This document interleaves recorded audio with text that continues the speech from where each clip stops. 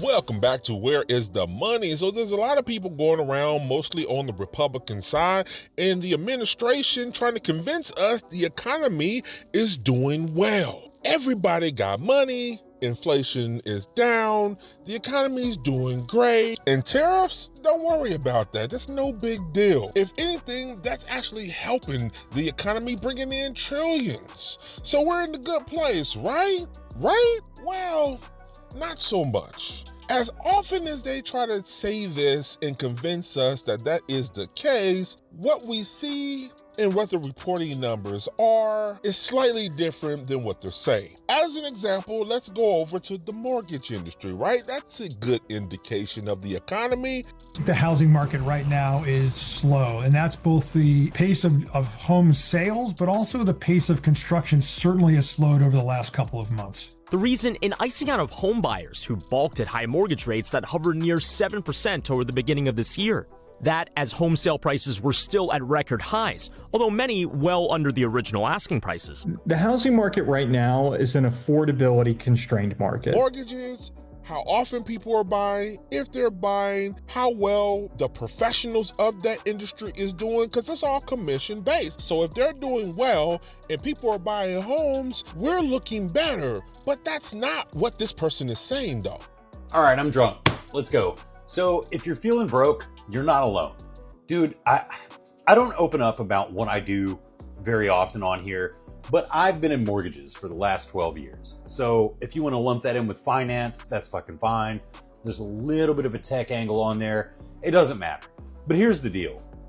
Up until the last handful of years, I have been deep into the six figures. I have a corner office overlooking a lake. Things have been pretty good for me for a long time. They're not good for me anymore. To the point where I'm trying to survive like the rest of y'all. Now look, I know what you're gonna say. Oh, we've been like this the whole time. Look, the point to this video is people like me have been catching up to you over the last couple of years, and now people above me are starting to catch up to you. Don't waste your time fucking arguing over who's been struggling longer. Everyone's starting to realize how fucked, how cooked everything is now. And we need to embrace each other and join together. And when I say struggling, I mean, dude, I left my corner office on 5 o'clock on Friday, and I have been driving Uber, Lyft, and Uber Eats nonstop since then, just to keep the fucking ship afloat. Because to own the home that you owned when things were good, to feed your kid no matter whether things are good or bad, all of those things, you have to do what you have to do. And it means swallowing your pride and driving fucking Uber and DoorDash and whatever the fuck else is coming on. I just got signed up with the fuck Walmart Spark. I don't know. I did one. I didn't really like it. I may not do it again. But I might start making more videos about kind of the dichotomy there. Like, I work in a world where you're supposed to be successful and you're on your grind set and all that shit, but nobody's fucking making money. Everybody's fucking faking it. Because what a lot of people don't realize is no matter where you fit in the kind of finance world, the real estate world, the mortgage world, they're all super related, but it's all either mostly or 100% commission. If you ain't fucking closing deals, you ain't eating. So all of us are coming up with these weird side hustles. This is one of them. The whole reason I started this TikTok is like, I'm desperate enough to where I see these young kids making money. So my old ass is gonna jump on here and see what it is. And I've made a little, but don't let these fuckers fool you. Any of these cats that get on here and talk about how fucking great they're doing just off of TikTok, they're full of shit. Like, I'm talking, sometimes I get a few million views in a month. I'll get like, I don't know, $400 or something, which is great. My only goal with this app is to make the phone that I'm talking to you on pay for itself. And I'm averaging making that happen. So that's good. My only goal with Uber and Lyft is to make my car pay for itself. My car makes its car payment. That's great. My only goal with the mortgage job is to make other people's houses pay for my house. Luckily, with the way shit's going, I only have to close a deal every so often to do. squeeze that in. But like, I don't know how else to tell you. I get it. You're going to be like, oh, tiny violin, cry me a river, all that shit. But my life has changed dramatically. And I'm just opening up and sharing that with you, that I, for a long time, didn't worry about money. Now, every fucking day, I lose sleep over it most nights. I am constantly thinking about fucking money. And it's maddening. And it deteriorates people's mental health. But this mortgage professional here is telling us something different. He has just confirmed what we already knew. The mortgage industry is suffering because people are not buying homes. Why aren't people buying homes? Well, most of them can't afford the homes starting at $400,000 and $450,000 on average, meaning you got to make roughly $120,000 and $150,000 a year in order for you to even qualify for these type of homes, and that's starting. The average median income is what, $60,000, $70,000, depending on your location. A lot of people are priced out, so they're forced to renting, which is why a lot of these private equity companies are buying up residential properties and apartment complexes because they know that renting is about to be a gold mine. Because of that, the agents are struggling, the lender are struggling, the loan officer, the processor, the title company, all of the associated pieces of a mortgage closing is now suffering, which in turns that they gotta go to Uber Eats, Lyft, and content creation with us just to try to survive. And I've started to understand people that I didn't understand leading up to this time in my life. Once again, I get it. Fucking cool it in the comments, okay? I'm just catching up. Give me a minute. It's crazy.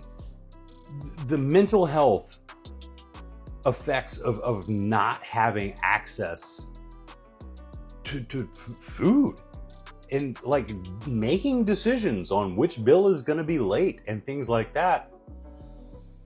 It crushes you. It crushes you. And it makes me fucking sick when I get on here and see people with the, oh, nobody wants to work anymore. Yeah, nobody wants to work for you for shit wages. Look, man, if you're not willing to pay people enough to where they don't have to worry about money, then you're a shit boss, you're a shit company, and you don't deserve to exist as a company. You don't. Look, even if people aren't doing a good job that you have hired, it's because they're fucking worried about money. They're falling apart on the inside because they're stuck wherever the fuck you've put them for however much an hour or however much a year, whatever the fuck you pay them. If it's not enough for them to just like be chill in their life, then it's not enough. You're gonna have to up the pay, or you're just gonna have to either lose the people or keep the people and let your business suffer. That's what I don't understand, is nobody considering that your business is suffering because the people that work for you are suffering. Where's the breakdown here? It's just, dude, it makes me crazy. Every fucking year, just sit down. You don't even have to like do the math yourself. Just go Google cost of housing, cost of this, cost of that, and come up with a very basic, like I'm talking survival level amount of life, housing, food, school, daycare, whatever. Maybe add 5 to 10% on top of that and just be like, okay, here's the base salary my company offers, and you can earn your way above that. But if you crunched those numbers, I have a feeling so many people, if you're a boss of any kind, went and just Googled those random numbers, added them together, and expanded it out to a year, that number is probably going to be higher than what you pay most of the people that work for you. And that's a fucking problem. Now, it's not a very good sign that the economy is doing well, or better yet, the economy is strong, when a guy making comfortably over 6 figures is doing Lyft, Uber, and DoorDash and apps like that just try to survive with us doing content creation.